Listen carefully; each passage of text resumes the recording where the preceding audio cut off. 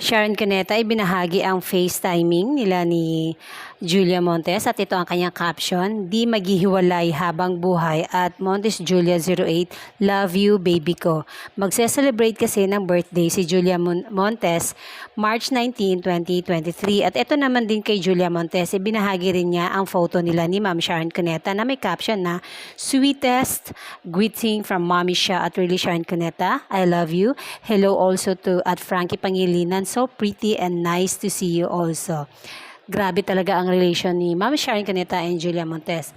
At ang management naman ni Julia Montes na Cornerstone ay binigyan din siya ng advance greeting o happy birthday ng kanyang management. Kung nakikita nyo, syempre inaayusan siya dahil a-attend nga siya ng anniversary ng Nice Print na maraming artista ang dumalo dito.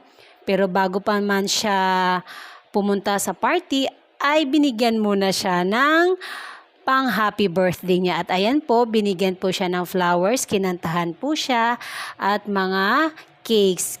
Kitang-kita niyo naman na si Miss Julia Montes ay napaka mahiyain po talaga.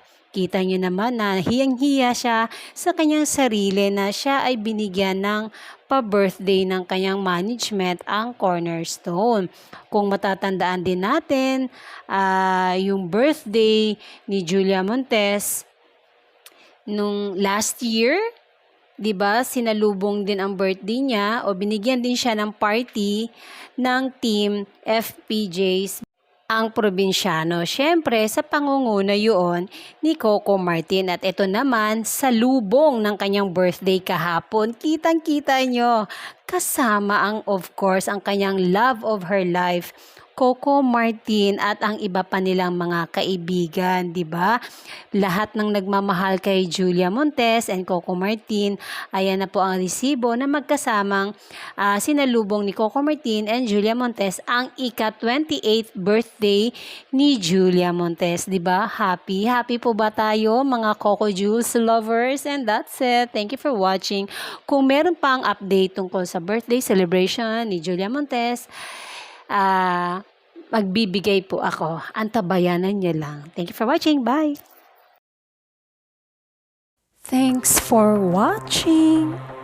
Subscribe and like. Don't forget to comment down below.